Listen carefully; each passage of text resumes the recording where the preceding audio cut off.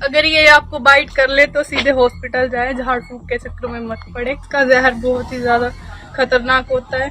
ये देखो, इसने बहुत जहर छोड़ा है। जब भी किसी के घर में कोई सांप दिखाई देता है तो वह सांप जहरीला है या नहीं, यह सोच विचार किए बिना वहां चीखो पुकार मच जाती है। लेकिन ऊना शहर और आसपास के लोगों के लिए एक पिता पुत्री इन सांप से बचने का सबसे सुरक्षित और आसान तरीका बनकर हर समय उपलब्ध रहते हैं। शहर और आसपास के क्षेत्र ही नहीं बल्कि दूर दराज के लोग भी जहरीले सांप निकलने पर इन्हें मदद के लिए पुकारते हैं और यह फौरन मौके पर पहुंचकर उन सांपों को काबू करते हैं। हम बात कर रहे हैं शहर से सटे रामपुर के रहने वाले जितेंद्र कुमार और उनकी बेटी दामिनी की। जितेंद्र कुमार सालों से सांप पकड़ने का काम कर रहे हैं। हालांकि वह एक तरह से सांप को रेस्क्यू करते हैं और उन्हें सुरक्षित जगह पर ले जाकर छोड़ देते हैं। लेकिन हिमाचल प्रदेश के इस क्षेत्र में जहरीले से जहरीले सांप आसानी से उपलब्ध होने के चलते कई बार लोगों को समस्याओं का सामना करना पड़ता है। लिहाजा अकेले जितेंद्र कुमार के लिए इन सारी चीजों को मैनेज करना आसान नहीं था, जिसके चलते उन्होंने अपनी बेटी दामिनी को प्रोत्साहित करते हुए सांप पकड़ने की कला में पारंगत किया। अब बेटी भी पिता से कंधा मिलाते हुए पिछले 3 सालों से छोटे बड़े और जहरीले हर प्रकार के सांपों को रेस्क्यू कर रही है। इस दुनिया में सांप एक ऐसा प्राणी है जो किसी के भी सामने आने पर उसे बिना डसे दहशत में डाल सकता है। हिमाचल प्रदेश का ऊना जिला एक ऐसा क्षेत्र है जहां पर किंग कोबरा और असल वाइपर जैसे जहरीले और खतरनाक सांप आम पाए जाते हैं। एक अनुमान के मुताबिक हर वर्ष करीब 70 से 100 तक लोगों की मौत सांप के डसने से ऊना जिला में होती है।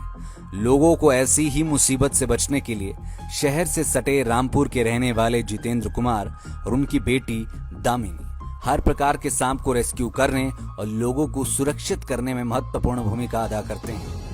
मूल रूप से जितेंद्र कुमार कई सालों से सांप पकड़ने का काम करते आए हैं, लेकिन अब उन्होंने अपनी बेटी को भी इस काम में पूरी तरह से पारंगत करते हुए लोगों की मदद के लिए आगे आने को प्रेरित किया है।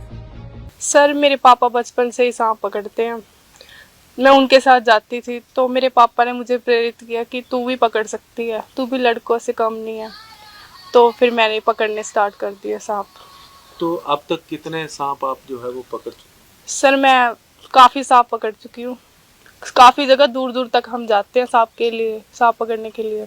तो कौन कौन सी प्रजाति के सांप आज तक आपने पकड़े? सर, मैंने काफ़ी जहरीले सांप भी पकड़े हैं और होते हैं कोई सांप जिनमें जहर नहीं होता, वो ही पकड़े हैं। तो क्या किसी प्रकार का डर लगता है जब ये काम करते हैं? नहीं, मुझे नहीं डर लगता किसी प्रकार का भी। हम काल भैरव जी की पूजा करते हैं तो उनके आशीर्वाद से पकड़ते हैं सांप। तो जिस तरह से क्या अब तक सरकार की तरफ से कोई मदद आपको मिल पाई है? सर, मुझे 26 जनवरी को उन्होंने वो दिया था, सम्मानित किया था। वैसे कोई वो नहीं है आर्थिक स्थिति। तो आप कब से इसमें जुटे हैं? सर, मुझे हो गए 2-3 साल पकड़ते हुए।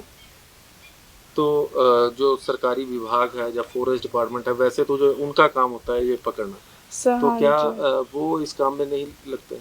सर, उनके पास वो हमें कॉल कर देते हैं। अगर उनको आए ना कॉल सांप वगैरह की तो हमें भेज देते हैं वो। लोगों को सांप के बारे में कुछ कहना चाहिए? अगर जैसे कईयों के सांप काट लेता है तो लोग झाड़ फूक के चक्करों में पड़ जाते हैं, तो ऐसे नहीं, उन्हें पकड़ना चाहिए, सीधे हॉस्पिटल जाना चाहिए। सांप रेस्क्यू करने में माहिर रामपुर के रहने वाले जितेंद्र कुमार का कहना है कि वे भगवान के काल भैरव की कृपा से कई सालों से सांपों को रेस्क्यू करने का काम करते आ रहे हैं।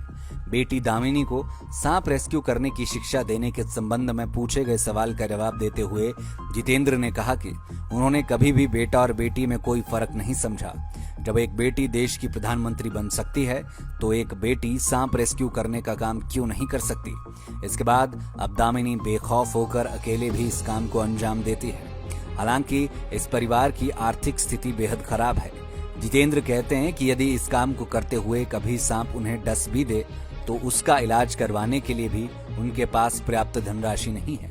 जितेंद्र बताते हैं कि सांप रेस्क्यू करने के लिए वह अपने जिला के सभी 5 उपमंडलों में जा चुके हैं, जबकि इसके अतिरिक्त मंडी जिला तक के लोग भी उन्हें इस काम के लिए बुला चुके हैं। सर, मैंने बेटा बेटी में कभी भेदभाव नहीं किया है। तो मैंने बोला जब लड़कियां प्रधानमंत्री बन सकती है तो ये स्नेक नहीं क्या पकड़ सकती है, इसने इसकी चाहना थी कि मैं भी स्नेक पकड़ूं। तो मैंने बोला तो पकड़ना चाहती तो पकड़ ले, तो उसने सर पकड़ने शुरू कर दिए।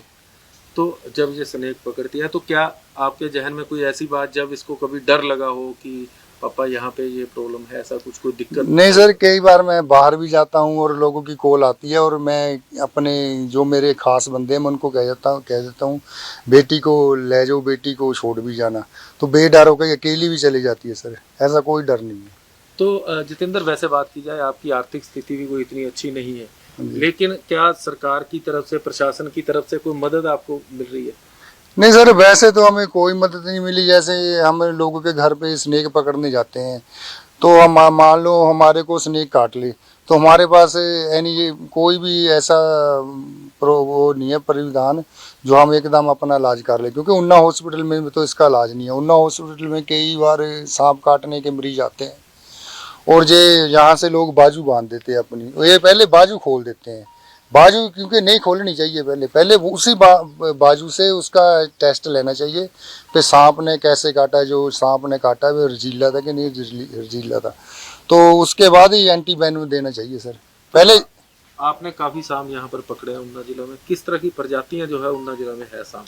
सर जहाँ 3 प्रजातियां ज्यादा खतरनाक है, जैसे रसल वाइफर है, कोबरा है, कॉमन क्रैच है सर।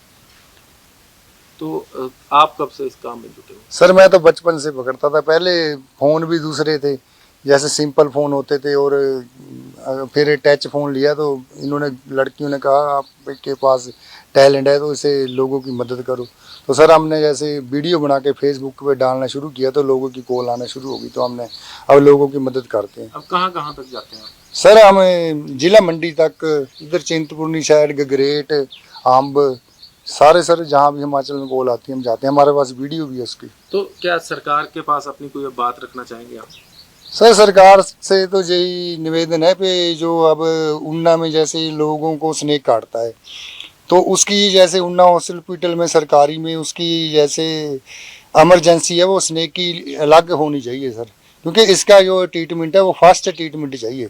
जब स्नेक किसी को काटता है, जैसे कोबरा है, रसल वाइफर है, कॉमन क्रैच है, तो सर आदमी के पास सिर्फ आधा पौना घंटे का ही टाइम होता है, क्योंकि ये तो स्नेक हमारी नब्ज पे काट ले तो सर आदमी आधे घंटे में ही मर जाता है।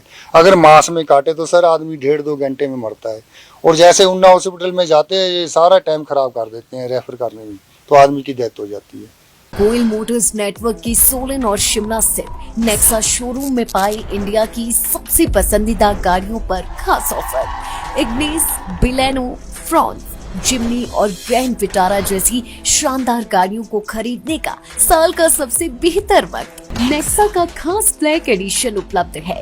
सभी तरह की गाड़ियों से एक्सचेंज और अपग्रेड ऑफर भी, तो देर किस बात की, आज ही सोलन या शिमला में गोयल मोटर्स के नेक्सा शोरूम में पधारे और पाए कार खरीदारी का एक कभी ना भूलने वाला सुखद अनुभव।